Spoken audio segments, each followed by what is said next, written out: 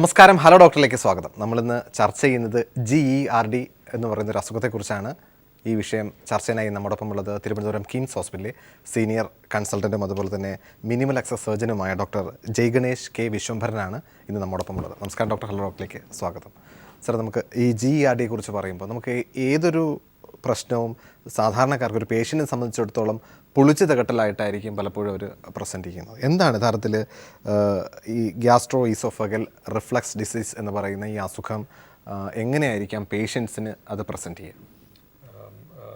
പറഞ്ഞ പോലെ കൂടുതൽ അതൊരു പുളിച്ചു തകട്ടൽ, അല്ലെങ്കിൽ നമ്മൾ ഭക്ഷണം കൂടുതൽ കഴിക്കുന്നു, അപ്പോൾ അത് തിരിച്ച് നമ്മുടെ അന്നനാളത്തിലേക്ക് തിരിച്ചു വരുന്ന ഒരു പ്രതിഭാസത്തിനെയാണ് നമ്മൾ റിഫ്ലക്സ് എന്ന് കൊണ്ട് ഉദ്ദേശിക്കുന്നത്. റിഫ്ലക്സ് ഛർദിലല്ല. ഛർദിൽ എന്ന് ഉദ്ദേശിക്കുന്നത് നമ്മൾ കഴിച്ച ഭക്ഷണം ഒരു ഫോഴ്സോടുകൂടി വെളിയിലേക്ക് തെറിച്ചു പോകുന്ന എന്നുള്ള ആ ഛർദിൽ. ഇത് റിഫ്ലക്സ് എന്ന് പറയുന്നത് പുളിച്ചു തികട്ടൽ എന്നുള്ളതാണ്. വയറിനകത്ത് നമ്മൾ കഴിക്കുന്ന ആ ഫുഡിൻ്റെ ലിക്വിഡ് ആയിട്ടുള്ള ഭാഗങ്ങളും പുളിപ്പുള്ള ആ ഭാഗങ്ങളും നമ്മുടെ അന്നനാളത്തിലേക്ക് തിരിച്ച് ഉയർന്നു കയറുന്ന ആ ഒരു പ്രതിഭാസത്തിനെയാണ് നമ്മൾ റിഫ്ലക്സ് ഡിസീസ് എന്നുകൊണ്ട് ഉദ്ദേശിക്കുന്നത്. പ്രധാനമായിട്ടും ഗ്യാസിൻ്റെ അസുഖം എന്ന് ആൾക്കാർ പൊതുവെ പറയുന്നതിനകത്തുള്ള ഒരു പ്രധാന പങ്ക് ഈ റിഫ്ലക്സിനാണ് ഉള്ളത്. തീർച്ചയായിട്ടും ഇത് യഥാർത്ഥത്തിൽ നമുക്ക് ഇത്തരം പുളിച്ച തകട്ടുകൾ ഇപ്പോൾ ഗ്യാസ്ട്രൈറ്റിസ് ആയിട്ടോ അല്ലെങ്കിൽ മറ്റേതെങ്കിലും ഗ്യാസ്ട്രിക് അൾസറായിട്ടോ ഒക്കെ തെറ്റിദ്ധരിക്കപ്പെടാൻ പറ്റുന്ന ഒരു അസുഖങ്ങളിൽ ഒന്നാണ് യഥാർത്ഥത്തിൽ ഇത്തരം പ്രശ്നം. അതുപോലെ തന്നെ ഇതിന് അസോസിയേറ്റഡ് ആയിട്ട് കുറച്ച് പ്രത്യേകിച്ച് ഇത്തരം GERD ഉള്ള പേഷ്യൻസിന് ഗ്യാസ്ട്രൈറ്റിസ് ഉണ്ടാവാം, അല്ലെന്നുണ്ടെങ്കിൽ അതിനോടൊപ്പം ഗ്യാസ്ട്രിക് അൾസേഴ്സ് ഉണ്ടാവാം, അല്ലെങ്കിൽ എച്ച് പൈലോറി പോലുള്ള ഇൻഫെക്ഷൻസ് ഉണ്ടാകുന്ന ആൾക്കാരുണ്ടാകും. അപ്പോൾ ഇതൊക്കെ ഒരു കോമ്പിനേഷനായിട്ട് പലപ്പോഴും വരികയും ഈ GERD മിസ് ഡയഗ്നോസ് ചെയ്യാനോ അല്ലാന്നുണ്ടെങ്കിൽ മറ്റേതെങ്കിലും അസുഖത്തിന് വേണ്ടിയിട്ട് ട്രീറ്റ് ചെയ്യപ്പെടാനോ ഒക്കെയുള്ള സാധ്യത ഇത്തരം അസുഖങ്ങൾക്കില്ലേ? അതുകൊണ്ട് പറഞ്ഞതൊരു ഇമ്പോർട്ടൻറ്റ് പോയിൻ്റാണ്. ബിക്കോസ് പലപ്പോഴും നമുക്ക് സ്പെസിഫിക് ആയിട്ട് ഇത് തന്നെയാണ് ഈ ഒരു അസുഖം എന്ന് മാത്രം പറയാൻ പറ്റില്ല. അത് കുറേ ഒരു സമ്മർസ ഭാവമുള്ള കുറച്ച് സംഭവങ്ങളുടെ ഒരു കോമ്പിനേഷൻ ആയിട്ടായിരിക്കും അത് സാധാരണ വരിക. ഗ്യാസ്ട്രൈറ്റിസ് എന്ന് നമ്മൾ മെഡിക്കലി ഉദ്ദേശിക്കുന്നത് ആമാശയത്തിൻ്റെ ലൈനിങ്ങിൽ, അതിനകത്തുള്ള മ്യൂക്കോസൽ ലൈനിങ്ങിലുള്ള പുണ്ണുകൾ രൂപപ്പെടുന്നതിനാണ് നമ്മൾ ഗ്യാസ്ട്രൈറ്റിസ് എന്ന് ഉദ്ദേശിക്കുന്നത്. അത് പല കാരണങ്ങൾ കൊണ്ടായിരിക്കാം. പ്രധാനമായിട്ടും ഹെലിക്കോബാക്ടർ പൈലോറി എന്ന് പറയുന്ന ബാക്ടീരിയ, അല്ലെങ്കിൽ നമ്മൾ അമ്ലത്തിൻ്റെ അംശം, ആസിഡ് കണ്ടൻറ്റ് വയറിനകത്ത് കൂടിയിട്ട് ഡയറക്റ്റായിട്ട് അതിനകത്ത് ഡാമേജ് വരിക, ചില മരുന്നുകൾ കാരണം വരിക, അതാണ് ഗ്യാസ്ട്രൈറ്റിസ് എന്ന് ഉദ്ദേശിക്കുന്നത്. ആ ഗ്യാസ്ട്രൈറ്റിസ് ഉള്ള ആൾക്കാർക്ക് തന്നെ അതിൻ്റെ ഈ വയറിൻ്റെ ആസിഡ് കണ്ടൻറ്റ് ഉള്ള ഫുഡ് കണ്ടൻറ്റ്, അല്ലെങ്കിൽ ലിക്വിഡായിട്ടുള്ള വെള്ളമായിട്ടോ ദ്രവപദാർത്ഥങ്ങളുള്ള ഏത് രൂപത്തിലായാലും അത് മുകളിലേക്ക് കയറി വരുന്നതിനാണ് നമ്മൾ റിഫ്ലക്സ് എന്ന് പറയുന്നത്. കൂടുതലും നെഞ്ചരിച്ചിൽ, പുളിച്ചു തികട്ടൽ, വായ്ക്കകത്ത് പെട്ടെന്ന് നമുക്ക് ഉമിനീര് അധികമായിട്ട് വരിക, ഇതൊക്കെയാണ് സാധാരണ റിഫ്ലക്സ് ഡിസീസിൻ്റെ ക്ലാസിക്കലായിട്ടുള്ള സാധാരണയായിട്ടുള്ള സിംറ്റം പേഷ്യൻറ്റിനെ സംബന്ധിച്ചിട്ട്. അല്ലാതെ ചിലർക്ക് അത് ഒരു ശബ്ദത്തിൻ്റെ വ്യത്യാസങ്ങൾ, അല്ലെങ്കിൽ ആസ്മ, കാരണമില്ലാതെ സാധാരണ ട്രീറ്റ്മെൻറ്റിൽ ശരിയാകാത്ത ആസ്മ, ഇങ്ങനെയുള്ള വേരിയൻറ്റ് സിംറ്റംസ്, എക്സ്ട്രാ ഈസോഫേജിയൽ, അതായത് അന്നനാളത്തിൽ നിന്ന് പുറമേ ആയിട്ടുള്ള സിംറ്റംസ് ആയിട്ടും ഇത് പ്രതിഫലിക്കാം. അപ്പോൾ സാധാരണ ആൾക്കാർ പറയാം എല്ലാം ഗ്യാസ് എന്നുള്ള. അപ്പോൾ അതിനകത്ത് നമുക്ക് മനസ്സിലാക്കേണ്ടത് വേദന, നെഞ്ച് വേദനയുടെ ഉള്ള ഈ ഗ്യാസ് അങ്ങനെ ഉണ്ടെന്നുണ്ടെങ്കിൽ അത് ഒരു ഹൃദ്രോഗ ബന്ധിതമായിട്ടുള്ള ഒരു കാര്യമല്ല എന്ന് നമ്മൾ ഉറപ്പുവരുത്തേണ്ടതുണ്ട്. അറ്റ്ലീസ്റ്റ് ഒരു പ്രാവശ്യം അതിനെപ്പറ്റി ഒന്ന് ചെക്ക് ചെയ്ത് കഴിഞ്ഞാൽ പിന്നെ നമുക്ക് അതിനെപ്പറ്റി റിലാക്സ്ഡ് ആയിട്ടിരിക്കാം. അല്ലാതെ എല്ലാം ഗ്യാസ് എന്ന് തള്ളിക്കളയാതെ, ഗ്യാസ് എന്ന് പറയുന്നതിനകത്തൊരു കുറേ ഡയഗ്നോസിസ് അതിനകത്ത് വരാം. അപ്പോൾ ഏതാണെന്നുള്ളത് കണ്ടുപിടിച്ച് അതിനനുസരിച്ച് ചികിത്സിക്കുന്നതാണ് ഭേദം. ഗ്യാസ്ട്രൈറ്റിസിനെ ചികിത്സിക്കുമ്പോൾ സാധാരണ ഗ്യാസ്ട്രോഇസോഫേജിയൽ റിഫ്ലക്സ് ഡിസീസിനും ആശ്വാസം കിട്ടും. തീർച്ചയായിട്ടും. ഇപ്പോൾ ഈ GERD ഉള്ള പേഷ്യൻസ് എങ്ങനെയാണ് സാർ നമ്മളത് ഈ മെയിൽ ഫീമെയിൽ ഒരു വ്യത്യാസം യഥാർത്ഥത്തിൽ ഇതിനുണ്ടോ? മറ്റേതെങ്കിലും അസുഖവുമായിട്ട് ഇപ്പോൾ മദ്യപിക്കുന്ന ആൾക്കാർക്ക് ഇത്തരം ഈ GERD കൂടുതൽ, അല്ലെങ്കിൽ ഫാമിലി ഹിസ്റ്ററി ഉള്ളവർക്ക് ഇത്തരം സാഹചര്യങ്ങളിൽ കൂടുതൽ, അല്ലെങ്കിൽ ഒരുപാട് യാത്ര ചെയ്യുന്നവർക്ക് GERD വരുന്ന സാഹചര്യം, അങ്ങനെ ഏതെങ്കിലും രീതിയിലുണ്ടോ യഥാർത്ഥത്തിൽ? ഈ പറഞ്ഞ എല്ലാ കാരണങ്ങളിലും ഉണ്ട്.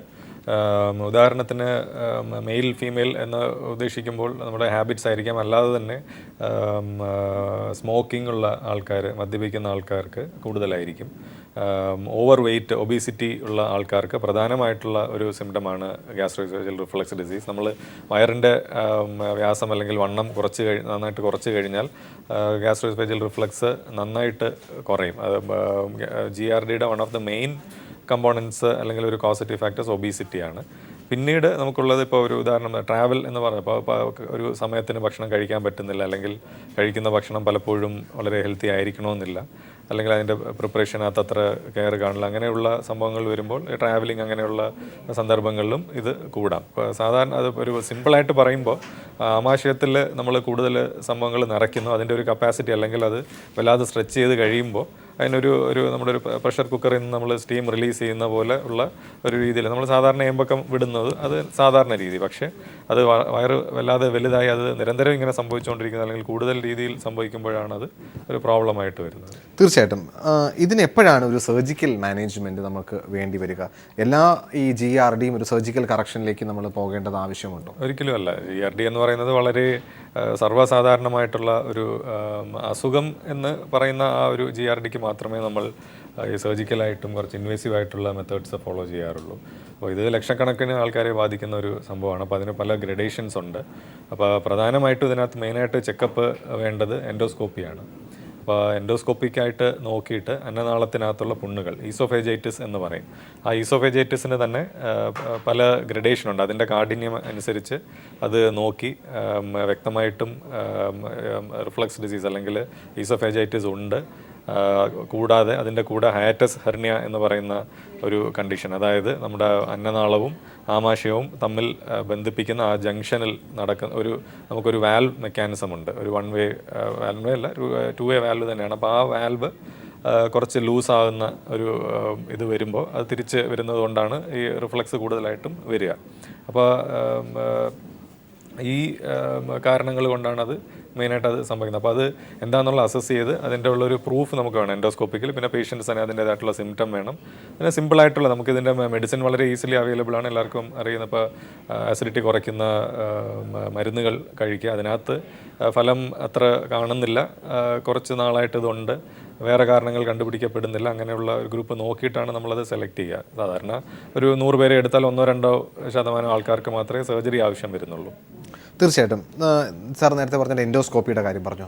ബാക്കി ഏതെങ്കിലും രീതിയിലുള്ള ഇൻവെസ്റ്റിഗേഷൻ, നമുക്കിപ്പോൾ MRI ഉണ്ട്, CT ഉണ്ട്, അൾട്രാസൗണ്ട് ഉണ്ട്, അങ്ങനെ പലതരത്തിലുള്ള നോൺ ഇൻവേസീവ് ആയിട്ടുള്ള ഒരുപാട് ഇൻവെസ്റ്റിഗേഷൻ മെത്തേഡ്സ് ഉണ്ട്. അപ്പോൾ അതിലേതെങ്കിലും രീതിയിൽ നമുക്ക് ഈ GERD ഡയഗ്നോസ് ചെയ്യാനായിട്ട് സാധിക്കും? പലപ്പോഴും നമ്മളിപ്പോൾ എൻഡോസ്കോപ്പി പറയുമ്പോൾ എൻഡോസ്കോപ്പി വേണോ എന്ന് ചോദിച്ചിട്ട് ഒരിക്കൽ കൂടെ ആലോചിച്ചിട്ടേ പലപ്പോഴും പേഷ്യൻസ് എൻഡോസ്കോപ്പിക്ക് വരുള്ളൂ. അവർക്ക് കുറച്ചെങ്കിലും ബുദ്ധിമുട്ട് കുറവാണെങ്കിൽ എൻഡോസ്കോപ്പി ഒരു സ്കിപ്പ് ചെയ്യാറുമുണ്ട്. അപ്പോൾ ഇത്തരം സാഹചര്യങ്ങളിൽ മറ്റേതെങ്കിലും ഇൻവെസ്റ്റിഗേഷൻ റിപ്പോർട്ട് കൊണ്ട് അല്ലെങ്കിൽ ഇൻവെസ്റ്റിഗേഷൻ രീതി കൊണ്ട് GERD നമുക്ക് ഡയഗ്നോസ് ചെയ്യാനായിട്ട് സാധിക്കും?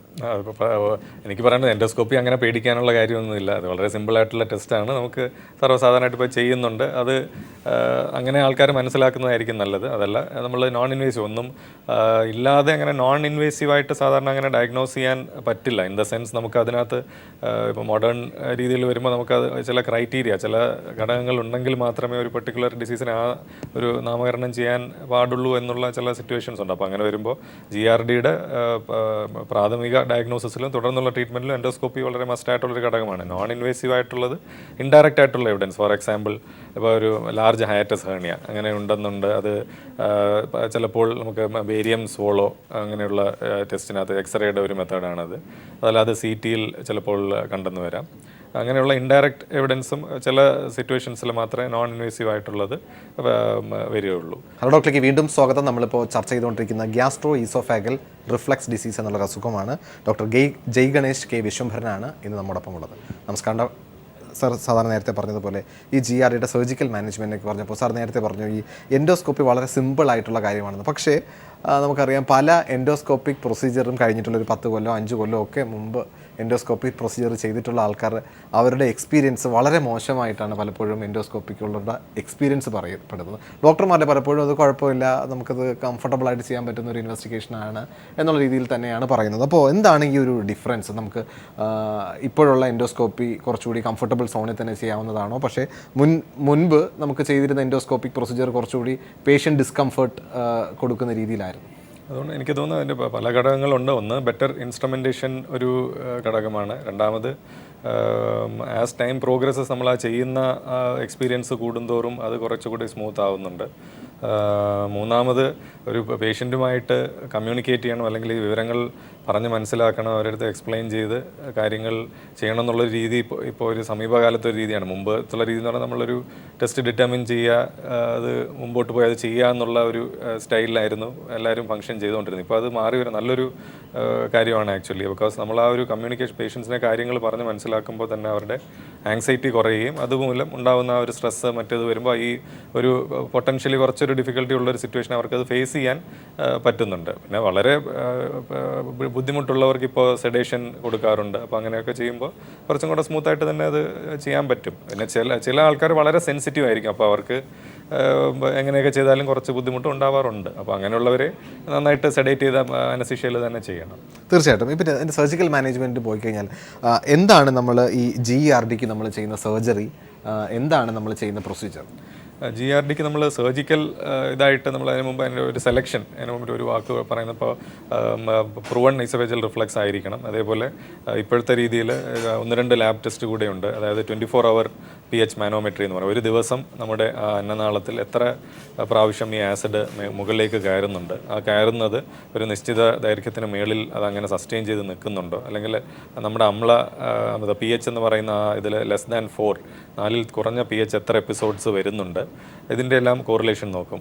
പിന്നെ ചെയ്യുന്നത് ഇംപീഡൻസ് മാനോമെട്രി എന്ന് പറയും. എന്ന് ഉദ്ദേശിക്കുന്നത് അന്നനാളത്തിൻ്റെ വേറെ അസുഖങ്ങൾ ഇതിൻ്റെ കൂടെ ഉണ്ടെന്നുണ്ടെങ്കിൽ അതിനനുസരിച്ച് ചില വേരിയേഷൻസ് സർജറിയിൽ ചിലപ്പോൾ വേണ്ടി വരാം, അല്ലെങ്കിൽ ചിലത് സർജറി ചെയ്യാൻ പാടില്ലാത്തതുണ്ടാവും. അപ്പോൾ അങ്ങനെയുള്ള ഈ ടെസ്റ്റുകൾ കൂടെ ചെയ്ത് കഴിയുമ്പോൾ കുറച്ച് നമുക്ക് റിസൾട്ട് വരാത്ത കുറച്ചുകൂടി കേസുകളെ നമുക്ക് എക്സ്ക്ലൂഡ് ചെയ്യാൻ പറ്റും. അപ്പോൾ ഇതൊന്ന് പ്രോപ്പറായിട്ട് സെലക്ട് ചെയ്ത് പ്രൂവണായിട്ട് ചെയ്യുന്ന കേസുകളാണെന്നുണ്ടെങ്കിൽ നല്ല ശതമാനം ആൾക്കാർക്ക് നല്ല രീതിയിലുള്ള ബെനിഫിറ്റ് കിട്ടുകയും ചെയ്യും. സർജറി പ്രധാനമായിട്ട് ചെയ്യുന്നത് ഫണ്ടോപ്ലൈക്കേഷൻ, അതിൻ്റെ മെയിൻ വെറൈറ്റി നിസൻസ് ഫണ്ടോപ്ലിക്കേഷൻ എന്ന് പറയുന്ന വളരെ ക്ലാസിക്കലായിട്ടുള്ള ഓപ്പണിൽ ചെയ്യുന്ന ഓപ്പറേഷൻ ഇപ്പോൾ ലാപ്രോസ്കോപ്പിയിൽ ചെയ്യുന്നുണ്ട്. അപ്പോൾ അതാണ് പ്രധാനമായിട്ടും ചെയ്യുന്നത്. ഫണ്ടോപ്ലിക്കേഷൻ എന്ന് ഉദ്ദേശിക്കുമ്പോൾ നമ്മുടെ ആമാശയത്തിൻ്റെ മുകൾ ഭാഗത്തുള്ള ഫണ്ടസ് എന്ന് പറയുന്ന ആ ഒരു പോർഷൻ, നമ്മുടെ അന്നനാളവും ആമാശയവും ചേർന്ന് വരുന്ന ആ ജംഗ്ഷനിൽ നമ്മളൊരു കോളർ ധരിക്കുന്ന പോലെ ഒരു ബട്ടൺ ഇടുക, ആ ഒരു പ്രോസസ്സാണ് നമ്മൾ ഉദ്ദേശിക്കുന്നത്. വളരെ എന്താ പറയുക, സീരിയസ് ആയിട്ടുള്ളതോ അങ്ങനെ ഒരു വളരെ ടെക്നിക്കലി ഫൈനായിട്ട് ചെയ്യേണ്ട ഒരു ഓപ്പറേഷനാണ്. പക്ഷേ അങ്ങനെ ഒരു വലിയ കോംപ്ലിക്കേഷൻസ് ഇതോ അങ്ങനെ പ്രോപ്പറായിട്ട് ചെയ്യുമ്പോൾ ഇല്ലാത്ത ഒരു ടൈപ്പ് സർജറിയാണ്. തീർച്ചയായിട്ടും. ഈ സർജിക്കൽ സെലക്ഷൻ്റെ കാര്യം സാർ നേരത്തെ പറഞ്ഞിട്ടുണ്ടായിരുന്നു. അപ്പോൾ ഈ സർജിക്കൽ സെലക്ഷന് വേണ്ടിയിട്ട് നമ്മൾ എന്തൊക്കെ കാര്യങ്ങളായിരിക്കും സാർ നേരത്തെ പോലെ ഇൻവെസ്റ്റിഗേഷൻ രീതിയുണ്ട്, പലപ്പോഴും പേഷ്യൻ്റെ ബുദ്ധിമുട്ട്, പല ആൾക്കാരും പറഞ്ഞിട്ടുണ്ട് രാവിലെ അവർക്ക് എണീക്കുമ്പോൾ ഈ പുളിച്ചത് കെട്ടി ആമാശയത്തിലുണ്ടാകുന്ന ദ്രാവകം അവരുടെ വായിക്കകത്ത് കിട്ടുന്നു, അവർക്ക് തുപ്പിക്കളയാൻ വേണ്ടിയിട്ട് പോലും അവർക്ക് കിട്ടാറുണ്ട്. അപ്പോൾ റിപ്പീറ്റഡ് ആയിട്ട് ഇത്തരം സാഹചര്യങ്ങളുള്ളവർ പലപ്പോഴും നമ്മൾ അറിയാം, ഇത്തരം സാഹചര്യങ്ങളുടെ ഒരു ബുദ്ധിമുട്ട് വരികയാണെങ്കിൽ ചിലപ്പം ഓവർ ദ കൗണ്ടർ മെഡിസിൻ വാങ്ങിച്ച് പാൻഡോപ്പ് പോലെയുള്ള ഓവർ ദ കൗണ്ടർ മെഡിസിൻസ് നമുക്ക് പലപ്പോഴും ലഭ്യമാണ്. അത്തരം സാഹചര്യങ്ങൾ കഴിച്ചു പോവുകയും അല്ലെങ്കിൽ എന്തെങ്കിലും ചൂടുവെള്ളം കുടിക്കുക, അങ്ങനെ തൽക്കാലം ആശ്വാസം കഴിച്ച് മുന്നോട്ട് പോകുന്ന സാഹചര്യം ഉണ്ടാകുന്നു. അപ്പോൾ ഈ GERDക്കുള്ള സർജിക്കൽ പേഷ്യൻസ് അവർ സർജറി ചെയ്യാനായിട്ട് തന്നെ മുന്നോട്ട് വേണ്ടി വരും, അത്രയ്ക്കും ബുദ്ധിമുട്ട് അവർക്ക് ഇത്തരം സാഹചര്യങ്ങളുണ്ടാകും. അങ്ങനെയുള്ള സാഹചര്യമുള്ള പേഷ്യൻസ് ചുരുക്കമാണ്. അവർക്കാണ് ആക്ച്വലി ആ സർജറിയുടെ ആവശ്യം ഉള്ളത്. അതിൻ്റെ ഒരു വശം എന്ന് പറഞ്ഞാൽ ഇങ്ങനെയുള്ള പേഷ്യൻസിനെ സാധാരണ എല്ലാവരും കണ്ട് അവരെ ഒരു തഴയുന്ന മനോഭാവത്തിലോ അല്ലെങ്കിൽ അവരുടെ എന്താണ് പ്രോബ്ലം എന്നുള്ളത് മനസ്സിലാക്കാതെ അവർ കുറേ അലയേണ്ടി വരുന്നതുമായിട്ടുള്ള ഒരു പ്രോബ്ലം ഉണ്ട് ഇതിനകത്തുണ്ട്. നമ്മൾ ആവശ്യമുള്ള പേഷ്യൻറ്റിനെ പ്രോപ്പറായിട്ട് സെലക്ട് ചെയ്ത് കൊടുത്താലേ അവർക്ക് അതിനകത്തൊരു ആശ്വാസം കിട്ടും. അപ്പോൾ നമ്മൾ പൊതുവേ ഇപ്പോൾ മരുന്നിനകത്ത് റെസ്പോൺസ് ഉള്ളത് കൊണ്ടും അല്ലെങ്കിൽ ഒരാൾ പിന്നീട് തുടർച്ചയായിട്ട് കാണാത്തത് കൊണ്ടൊക്കെ, പിന്നെ ഇതൊരു വലിയ സീരിയസ് ഇഷ്യൂ അല്ല എന്നുള്ള ഒരു ബോധം ഉള്ളത് കൊണ്ടും കുറേ ആൾക്കാർ സഫർ ചെയ്യുന്നുണ്ട്. അപ്പോൾ സാധാരണയായിട്ടും അത് സംഭവിക്കുന്നത് കുറച്ച് ലോങ് ടേം, കുറേ കുറേ ദൈർഘ്യമുള്ള ഒരു പ്രോസസ്സ് ആണെങ്കിൽ, അല്ലെങ്കിൽ ഒരു വലിയ ഹയറ്റസ് ഹേർണിയ ഉള്ള പേഷ്യൻസ്, ഹയറ്റസ് ഹേർണിയ എന്ന് പറയുന്ന എല്ലാ പേഷ്യൻസിനും ഓപ്പറേഷനൊന്നും ആവശ്യമില്ല. അപ്പോൾ അത് GERD നന്നായിട്ട് പ്രൂൺ ആയിട്ടുണ്ട്. അതിൻ്റെ കൂടെ വലിയ ഹയറ്റസ് ഹേർണിയ ആണ്, അവർക്ക് സിഗ്നിഫിക്കൻറ്റ് സിംറ്റംസ് ഈ പറഞ്ഞ പോലെ രാത്രിയിൽ പെട്ടെന്ന് റിഫ്ലക്സ് വന്നിട്ട് ഒരു ചോക്കിംഗ് സെൻസേഷൻ അങ്ങനെ വന്നിട്ട് എണീറ്റിരിക്കേണ്ടി വരിക, അല്ലെങ്കിൽ ചിലർക്ക് അപൂർവമായിട്ട് എക്സ്ട്രാ ഈസോഫേജിയൽ മാനിഫെസ്റ്റേഷൻ, വേറെ നിരന്തരമായിട്ടുള്ള ആസ്മ അല്ലെങ്കിൽ വോയിസ് ചേഞ്ചസ്, അങ്ങനെയുള്ള കാര്യങ്ങൾ നോക്കി അവിടെയുള്ള കാരണങ്ങളൊന്നും ഇല്ല, റിഫ്ലക്സ് ആണ് അതിൻ്റെ കാരണമെന്ന് ബോധ്യം വരിക. അങ്ങനെയുള്ള കേസുകളിൽ ചെയ്യുമ്പോൾ നല്ല ഉത്തമമായിട്ടുള്ള റിസൾട്ടാണ് കിട്ടുന്നത്. പിന്നെ അതിൻ്റെ ഒരു ഇമ്പോർട്ടൻ്റ് കാര്യം എന്ന് പറഞ്ഞാൽ സാധാരണ സർജറി ചെയ്യുന്നത് മരുന്നുകൾ ഫലിക്കാത്തപ്പോഴാണ്. ഇത് അങ്ങനെയല്ല, മരുന്നുകൾ നന്നായി ഫലിക്കുന്ന കേസുകളിലാണ് സർജറി ചെയ്യുമ്പോൾ അതിൻ്റെ ഗുണം കൂടുതൽ കിട്ടുന്നത് എന്നുള്ള ഒരു വസ്തുതയും ഇതിൻ്റെ കൂടെയുണ്ട്. അപ്പോൾ മരുന്ന് കഴിച്ച് മാറാത്തത് മാത്രമല്ല സർജറിക്ക് എടുക്കേണ്ടത്. ചില അതിൻ്റെ അനാറ്റമിക്കലായിട്ടുള്ള ക്രൈറ്റീരിയ ഉണ്ട്. ഇസോഫേജൈറ്റിസ് ഉണ്ട്, പേഷ്യൻ്റ് അത്രയും ഒരു സഫറിങ് ഉണ്ടെന്നുണ്ടെങ്കിൽ ഈ മരുന്ന് കഴിച്ച് ഭേദമാവുന്നവർക്ക് കുറച്ചുകൂടി ബെറ്ററായിട്ട് സർജിക്കൽ റിസൾട്ടും കിട്ടും. പക്ഷേ സാധാരണ നമ്മൾ ചെയ്യാറ് ഇത്രയും എല്ലാവരും ഈ പറഞ്ഞ പോലെ ഈസി ആയിട്ട് മരുന്ന് അവൈലബിൾ ആയിട്ടുകൊണ്ട് കഴിക്കും, അല്ലെങ്കിൽ ഡോക്ടർമാർ കൊടുക്കും. അതിനകത്തൊന്നും റെസ്പോൺസ് കിട്ടാതെയാണ് സാധാരണ പേഷ്യൻസ് വരാറ്. തീർച്ചയായിട്ടും ഈ സർജിക്കൽ ട്രീറ്റ്മെൻറ്റിൻ്റെ കാര്യം പറയുമ്പോൾ ഇത് സർജിക്കൽ ടൈമിലുള്ള റിസ്ക് അല്ലാതെ ബാക്കി എന്തൊക്കെ ഒരു സർജിക്കൽ പ്രൊസീജിയർ കഴിഞ്ഞാൽ ബാക്കി ഏതൊക്കെ റിസ്കിൽ കൂടെ ഈ പേഷ്യൻസ് കടന്നു പോകേണ്ടി വരും? അപ്പോൾ അത് ഒരു ഇൻട്രസ്റ്റിംഗ് ക്വസ്റ്റ്യൻ ആണ്. ഇൻ ദ സെൻസ് ഇതിനകത്ത് കുറേ പേഷ്യൻ്റ് സിംറ്റമെറ്റോളജിയും അവരുടെ ഒരു സൈക്കോളജിക്കൽ ആസ്പെക്റ്റുമായിട്ട് വളരെ ബന്ധമുള്ള ഒരു ഫീൽഡാണിത്. അതുകൊണ്ട് തന്നെയാണ് ഈ ഒരു വ്യക്തമായിട്ടുള്ള ഒരു ലാബോറട്ടറി പ്രൂഫും അങ്ങനെ ഒരു ഇൻവെസ്റ്റിഗേഷൻസ് ഇല്ലാതെ ഇത് ചെയ്യുന്നത് അത്ര ഒരു സുഖകരമായിട്ടുള്ളൊരു രീതിയുമല്ല. ഇൻ ദ സെൻസ് പേഷ്യൻസിന് അവർ ആഗ്രഹിക്കുന്ന തരത്തിലുള്ള റെസ്പോൺസ് പലപ്പോഴും കിട്ടിയെന്ന് വരില്ല. നല്ല റെസ്പോൺസ് ഉള്ള പേഷ്യൻസ് നമ്മൾ ടെസ്റ്റ് ചെയ്ത് നോക്കിയാൽ ആക്ച്വലി അകത്ത് വലിയ ഗുണമൊന്നും കാണില്ല. ഗുണം തീരെയില്ല എന്ന് പറയുന്ന പേഷ്യൻസിന് ചെക്ക് ചെയ്ത് നോക്കിയാൽ വളരെ നല്ല റിസൾട്ട് ആക്ച്വലി ആയിരിക്കും. അപ്പോൾ അങ്ങനെ വളരെ വ്യത്യസ്തമായിട്ടുള്ള രസകരമായിട്ടുള്ള ഒരു ഫീൽഡാണ്. അപ്പോൾ അതുകൊണ്ടാണ് സെലക്ഷൻ ഓഫ് പേഷ്യൻസ് എന്ന് പറയുന്നത് അതിനകത്ത് വളരെ ഇമ്പോർട്ടൻ്റ് ആയിട്ടുള്ളൊരു ഘടകമായിട്ട് വരുന്നത്. പ്രോപ്പറായിട്ട് സെലക്ട് ചെയ്യുന്ന ഒരു പേഷ്യൻസിന് ഒരു ആവറേജ് അറ്റ്ലീസ്റ്റ് ഒരു 80% എങ്കിലും ഓവറോൾ ലോങ് ടേം ബെനിഫിറ്റ് കിട്ടും. അപ്പോൾ ആ ഒരു നല്ലൊരു ശതമാനമാണത്. 80-85% എന്ന് പറയുമ്പോൾ നല്ലൊരു റിലീഫാണ് അവർക്ക് കിട്ടുക. Long term complications long term ആയിട്ടുള്ളതൊന്നുമല്ല, ചെയ്യുന്ന സമയത്തുള്ള ആ ഒരു കോംപ്ലിക്കേഷൻസേ ഉള്ളൂ. ഇൻ ദ സെൻസ് നമ്മൾ നെഞ്ചിനും വയറിനും ഇടയ്ക്കിട്ടുള്ള ഒരു ഭാഗത്ത് ചെയ്യുമ്പോൾ അതിനകത്ത് സംഭവിക്കാവുന്ന ചില അപകടങ്ങൾ, പിന്നെ അനസ്തീഷ്യ കൊടുത്ത് ചെയ്യുന്നതിനായിട്ടുള്ള ജനറൽ ആയിട്ടുള്ള റിസ്ക്, ഇങ്ങനെയുള്ള റിസ്ക്കുകളാണ് അതിനകത്ത് റിസ്ക് ആയിട്ട് വരുന്നത്. സർ, ഈ GRD സർജിക്കൽ ട്രീറ്റ്മെൻറ്റ് കഴിഞ്ഞു കഴിഞ്ഞാൽ പേഷ്യൻ്റ് പ്രത്യേകിച്ച് എന്തെങ്കിലും കെയർ ചെയ്യേണ്ടത് ആവശ്യമുണ്ടോ? ഇപ്പോൾ ഭക്ഷണ രീതിയിലോ, സാർ നേരത്തെ പറഞ്ഞൊരു വളരെ സ്ട്രെയിഞ്ച് ആയിട്ടുള്ള റെസ്പോൺസ് ആയിരിക്കും പലപ്പോഴും പേഷ്യൻ്റ് കയ്യിൽ നിന്നുണ്ടാവുക. തന്നെ നല്ല സർജിക്കൽ പ്രൊസീജിയർ നല്ല റിസൾട്ട് കിട്ടുന്നിടത്ത് പേഷ്യൻ്റ് കംഫർട്ട് പലപ്പോഴും ഹാപ്പി ആയിട്ടുണ്ടാവില്ല എന്ന് പറഞ്ഞു. അപ്പോൾ പേഷ്യൻ്റെ ഭാഗത്തു നിന്ന് എന്തൊക്കെ കാര്യമാണ് ഒരിക്കലും ഈ സർജിക്കൽ ട്രീറ്റ്മെൻറ്റ് കഴിഞ്ഞു കഴിഞ്ഞാൽ ശ്രദ്ധിക്കേണ്ടത്? അത് പ്രധാനമായിട്ട് അവർ അനുഭവിക്കുന്ന ഒരു ഡിഫറൻസ് എന്ന് പറയുന്നത്, ഇത്ര നാളും വളരെ ഈസി ആയിട്ട് ഫുഡ് അകത്തുകൊണ്ട് പോയിക്കൊണ്ടിരുന്നു, ഏമ്പക്കം വരുന്നു, അല്ലെങ്കിൽ ബർപ്പിംഗ് ഗ്യാസ് വരുന്നു, ഫ്ലൂയിഡ് വരുന്നു, അതെല്ലാം വളരെ ഈസി ആയിട്ട് പോയിക്കൊണ്ടിരുന്ന ഒരു ചാനലാണ്. അപ്പോൾ നമ്മൾ അത് ഒരു ആക്ച്വലി അനാറ്റമിക്കലി ഒരു നോർമൽ ഇതിലാണ് കൊണ്ടുവരുന്നത്. അപ്പോൾ ഈ ബെസ്റ്റ് എക്സാമ്പിൾ ഈ കോളർ ആൻഡ് നെക്ക് തന്നെയാണ്. അപ്പോൾ അത് നമ്മൾ അല്ലെങ്കിൽ ഒരു പുതിയ ഷൂ നമ്മൾ വാങ്ങിച്ചെന്നിരിക്കട്ടെ, അപ്പോൾ അതൊന്ന് ഇട്ട് പഴകുന്നത് വരെ, അതിൻ്റെ ഒരു അയവ് വരുന്നത് വരെ നമുക്കത് വളരെ ടൈറ്റായിട്ട് അനുഭവപ്പെടും. അപ്പോൾ അതാണ് അതിൻ്റെ ഒരു ഫിനോമിനൻ. അപ്പോൾ അവർക്ക് ഒരു നോർമലാണ്. പക്ഷേ ആ പേഷ്യൻറ്റിനെ സംബന്ധിച്ചിടത്തോളം അവരുടെ നോർമൽ അതല്ല, വളരെ ലൂസായിട്ട് അല്ലെങ്കിൽ വളരെ ഒരു ഈസി ആയിട്ട് ഈ റിഫ്ലക്സ് പ്രോസസ്സ് വരുന്നതായിരുന്നു അവർക്ക് ഇത്രയും വർഷം അവരുടെ നോർമൽ. അപ്പോൾ ആ നോർമലായിരുന്ന ആളെ എന്ന് അവർ വിചാരിക്കുന്നതിനെ ശരിയായിട്ടുള്ള നോർമൽ കൊണ്ടുവരുമ്പോൾ അവർക്കത് കൂടുതൽ ടൈറ്റായിട്ട് അനുഭവപ്പെടും. അപ്പോൾ പ്രധാനമായിട്ടും ഈസി ആയിട്ട് ഈ ഗ്യാസ് മേളിൽ വരില്ല. അപ്പോൾ അതിന് ഗ്യാസ് ബ്ലോട്ട് സിൻഡ്രോം എന്നാണ് അതിന് പറയുക. അപ്പോൾ അത് ആദ്യത്തെ ഒരു 2-3 മാസം അവർ പൊതുവായിട്ട് അലട്ടാറുണ്ട്. അതുകൊണ്ട് തന്നെ ആ പീരീഡിൽ കുറച്ചുകൂടെ മരുന്നുകൾ കണ്ടിന്യൂ ചെയ്ത് അതിനുള്ള റിഫ്ലക്സിൻ്റെ ട്രീറ്റ്മെൻറ്റും മരുന്നുകളും കുറച്ച് എടുക്കേണ്ട ആവശ്യമുണ്ട്. വയറ് വല്ലാതെ ബ്ലോട്ട് ചെയ്യിപ്പിക്കാൻ പാടില്ല. ഒരേ സമയം അധികം ഭക്ഷണം അല്ലെങ്കിൽ അതിൻ്റെ കൂടെ തന്നെ വെള്ളം ചേർത്ത് കുടിച്ചത് വളരെ വീർപ്പിക്കാൻ പാടില്ല.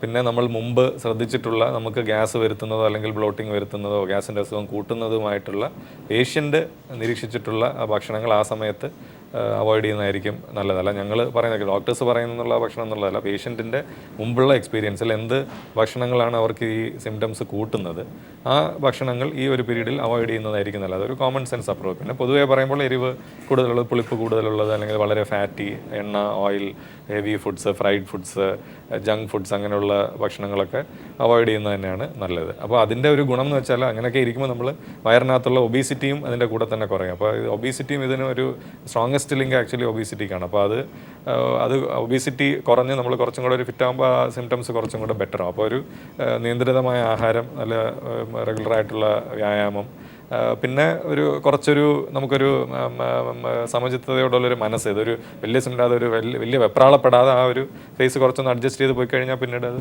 കുറച്ചും കൂടെ ബെറ്റർ ആവും. എത്ര ദിവസത്തെ ഹോസ്പിറ്റൽ സ്റ്റേ ഈ സർജിക്കൽ ട്രീറ്റ്മെൻറ്റിന് വേണ്ടിയിട്ട് സാധാരണഗതിയിലുണ്ടാകും? സാധാരണ ഒരു 2 ദിവസമൊക്കെ മതിയാവും. അതുപോലെ തന്നെ പോസ്റ്റ് ഓപ്പറേറ്റീവ് കെയർ, അല്ലെങ്കിൽ വീട്ടിൽ പോയിട്ട് പ്രത്യേകിച്ച് കെയർ എടുക്കേണ്ടതുണ്ടോ, പ്രത്യേകിച്ച് ഭക്ഷണം കഴിക്കാതെ കുറച്ച് ദിവസം ഇരിക്കേണ്ടി വരുന്ന അവസ്ഥ ഉണ്ടാകും? ഇല്ല, അങ്ങനെയില്ല. നമുക്ക് സാധാരണ ഭക്ഷണങ്ങൾ ഞാൻ ഈ പറഞ്ഞ ഈ റെസ്ട്രിക്ഷൻസ് നമുക്ക് അവർക്ക് ഒരു ഡിസ്റ്റർബൻസ് മുമ്പ് അറിയാവുന്ന ഒരു ഫുഡോ അല്ലെങ്കിൽ നമ്മൾ ഇതുവരെ പരീക്ഷിക്കാത്ത ഒരു പുതിയ ഫുഡോ പോയി ആ സമയത്ത് കഴിക്കാൻ പാടില്ല. നമുക്ക് സാധാരണ നമുക്ക് അറിവിലുള്ള ഈസി ആയിട്ട് ഡൈജസ്റ്റ് ചെയ്യാൻ പറ്റുന്ന സംഭവങ്ങൾ കഴിക്കുക എന്നുള്ളത് മാത്രമേ വരുന്നുള്ളൂ. തീർച്ചയായിട്ടും ഡോക്ടർ തിരക്കേറിയ സമയം പീപ്പിൾ ടി വിയോട് സഹകരിക്കുകയും നമ്മുടെ പ്രേക്ഷകർക്ക് വേണ്ടിയിട്ട് GERD എന്ന് പറയുന്ന ഒരു അസുഖത്തെക്കുറിച്ച് വളരെ ലളിതമായി തന്നെ പറഞ്ഞു തന്നതിൽ ഇനി ഒരു അവസരത്തിൽ തീർച്ചയായിട്ടും വീണ്ടും കാണാം. ഇനി നിങ്ങളുടെ അഭിപ്രായങ്ങളും നിർദ്ദേശവും ഞങ്ങൾ എഴുതി അറിയിക്കാൻ മറക്കരുത്. അറിയിക്കേണ്ട വിലാസം: hello doctor, people, Malayalam communications limited, Kaili towers, Palayam, Thiruvananthapuram 34. നിങ്ങൾക്ക് ഇമെയിൽ ചെയ്യാം hello doctor@peopletv.in എന്ന വിലാസത്തിൽ. പുതിയൊരു വിഷയവുമായി വീണ്ടും കാണാം. നന്ദി, നമസ്കാരം.